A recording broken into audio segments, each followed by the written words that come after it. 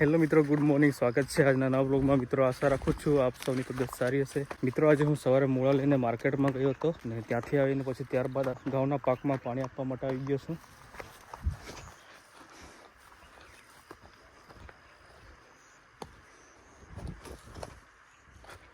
મિત્રો, આપણે ગઈકાલે મૂળા ઉખેડ્યા હતા અને આજે ફરીથી મૂળા ઉખેડવાના છે. આ જોઈ શકો છો મિત્રો, મૂળા ઘઉં વાવેલા છે, એની વચ્ચે પાળ પર આપણે મૂળા વાવેલા હતા. જે મૂળા અમે લઈ ગયા હતા માર્કેટમાં, તો મિત્રો મૂળાનો ભાવ ખૂબ જ ઓછો છે. 1 મણના 100 રૂપિયા, એટલે કે 1 કિલોના 5 રૂપિયા જેટલો ભાવ છે. અમે ઘઉં વાવેલા છે. આ ઘઉંમાં અત્યારે અમે યુરિયા ખાતર નાખીને ત્યારબાદ પાણી આપી રહ્યા છે. અને મિત્રો, ઘઉંની હાઇટ ખૂબ જ નીચી છે, તો બી ઘઉં આવવાનું શરૂ થઈ ગયું.